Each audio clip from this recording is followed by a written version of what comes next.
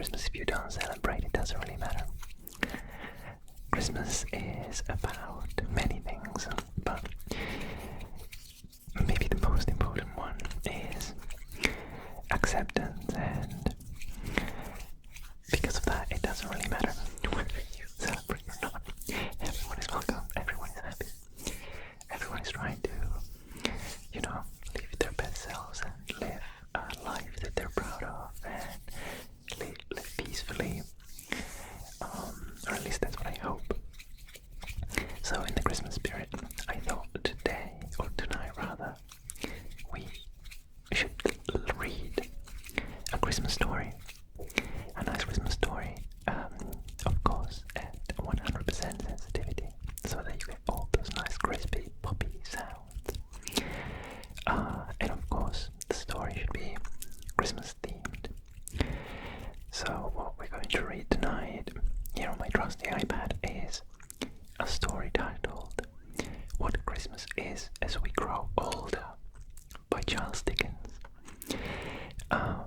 And so that's also a reason why I started the video talking about the spirit of Christmas, because let's see what Charles Dickens has to say about Christmas and what it means to us as we grow older.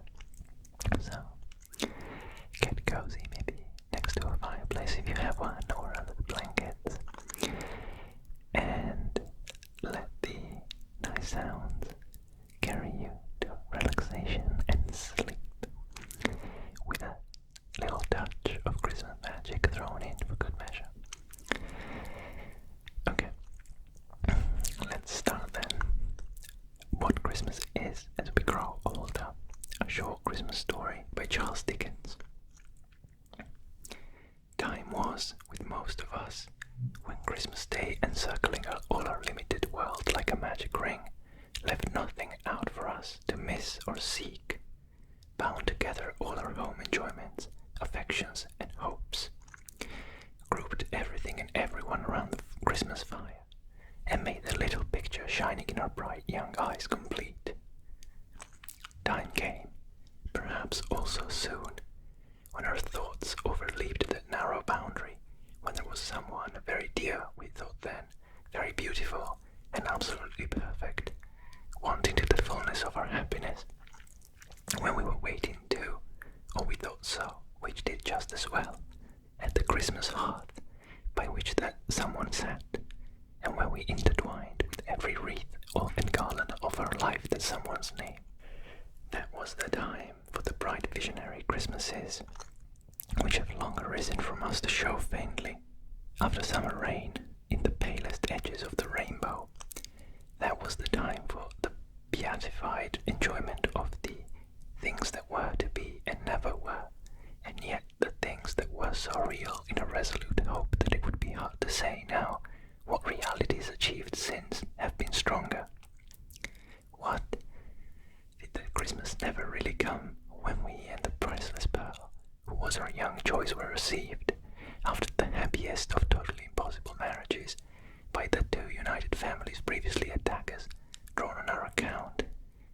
When brothers and sisters-in-law, who had always been rather cool to us before our relationship was affected, perfectly doted on us, and when fathers and mothers overwhelmed us with unlimited incomes? Was that Christmas dinner never really eaten, after which we arose and generously and eloquently rendered honor to our late rival, present in the company, then and there, exchanging friendship and forgiveness, and founding an attachment not to be surpassed in Greek and Roman history, which subsisted until death?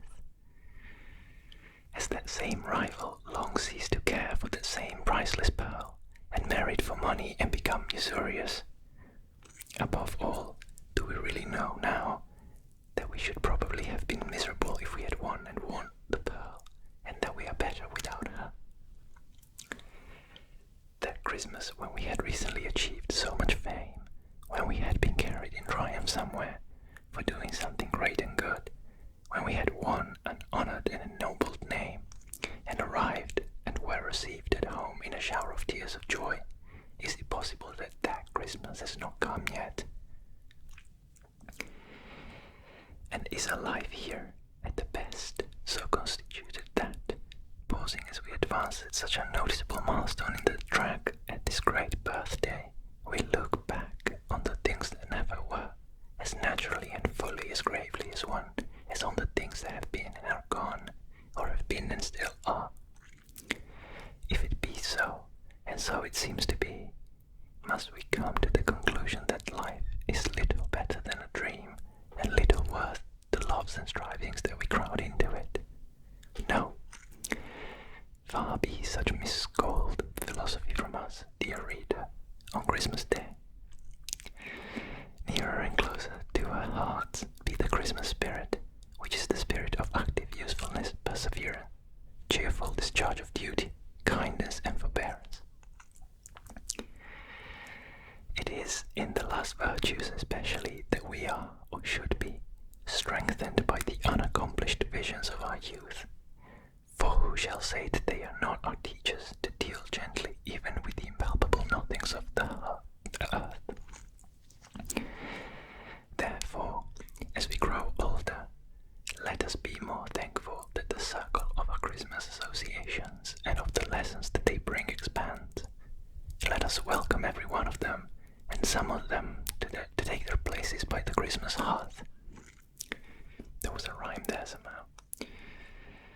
Welcome old aspirations, glittering creatures of an ardent fancy, to your shelter underneath the holly. We know you, and have not outlived you yet. Welcome old projects and old loves, however fleeting, to your nooks among the steadier lights that burn around us.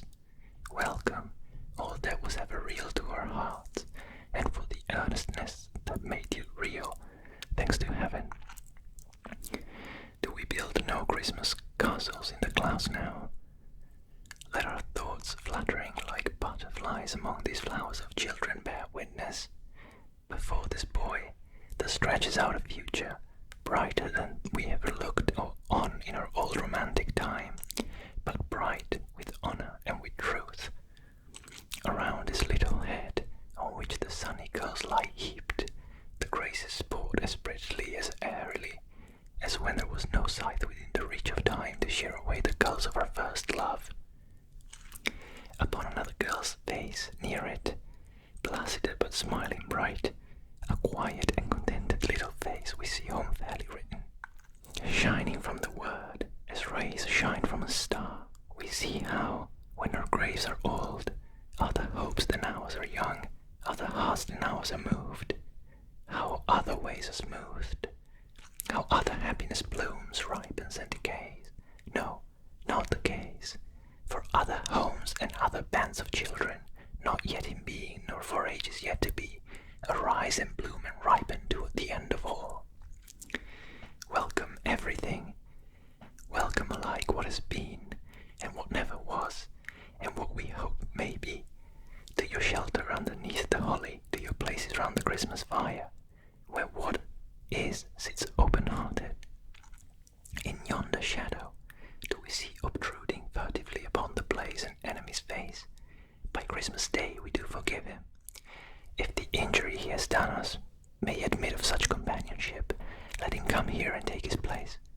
If otherwise unhappily, let him go hence, assured that we will never injure, nor accuse him. On this day we shut out nothing. Pause, says a low voice, nothing, think. On Christmas Day we will shut out from our fireside nothing. Not the shadow of a vast city, where the withered leaves are lying deep, the voice replies. Not the shadow that darkens the whole globe. Not the shadow of the city of the dead. Not even that. Of all days in the year, we will turn our faces towards that city upon Christmas Day, and from its silent hosts bring those we loved among us. City of the dead, in the blessed name, wherein we are gathered together all at this time, and in the presence that is here among us, according to the promise, we will receive and not dismiss thy people who are dear to us. Yes, we can look upon these children angels that alight so solemnly, so beautifully among the living children by the fire, and can bear to think how they departed from us. Entertaining angels unawares, as the patriarchs did, the playful children are unconscious of their guests,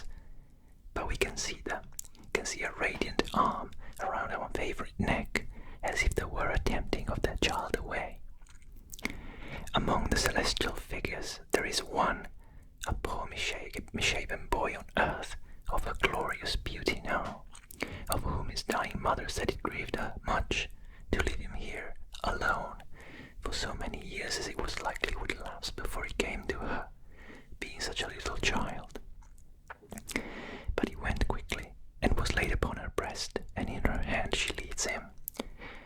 There was a gallant boy, who fell far away upon a burning sand beneath a burning sun, and said, "Tell them at home with my last love, how much I could have wished to kiss them once, but that I died contented, and had done my duty."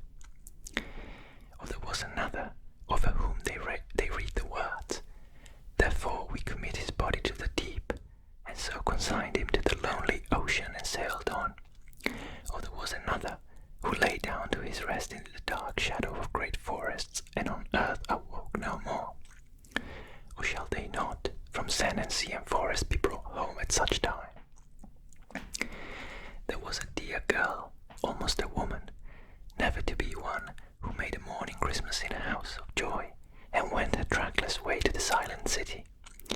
Do we recollect her, worn out, faintly whispering what could not be heard, and failing into that last sleep for weariness?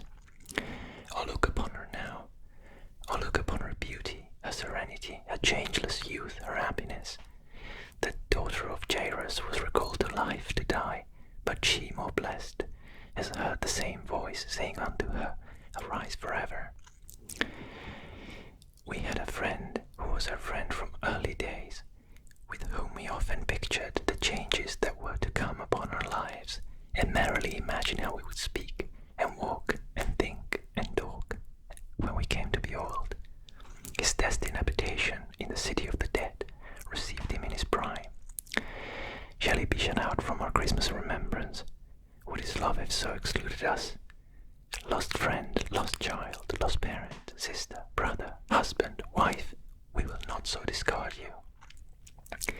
You shall hold your cherished places in our Christmas hearts, and by our Christmas fires, and in the season of immortal hope, and on the birthday of immortal mercy, we will shut out nothing. The winter sun goes down over town and village. On the sea it makes a rosy path, as if the sacred tread were fresh upon the water. A few more moments and it sinks, and night comes out, and light begins to sparkle in the prospect. On the hillside beyond the shapelessly diffused town, and in the quiet keeping of the trees that gird the village steeple, remembrances are cut in stone, planted in common flowers, growing in grass, entwined with lowly brambles around many a mound of earth. In town and village, there are doors and windows closed against the weather. There are flaming logs heaped high. There are joyful faces. There is healthy music of voices. Be all ungentleness and harm excluded from the temples of the household gods, but be those remembrances admitted with tender encouragement. They are of the time and all its comforting and peaceful reassurances, and of the history that reunited even upon earth the living and the dead, and of the broad beneficence and goodness that too many men have tried to tear to narrow shreds. That was it. That was what Christmas is as we grow older. A short Christmas story by Charles Dickens. I will not pretend I understood everything, because I didn't. If any of you did, please do let me know down below in the comments what your thoughts about this were. It's certainly a hopeful story, I think, at least from my limited understanding. He seemed to be kind of painting a very suave and kind of happy and merry and hopeful picture. So I hope that, all the happy and good vibes that Charles Dickens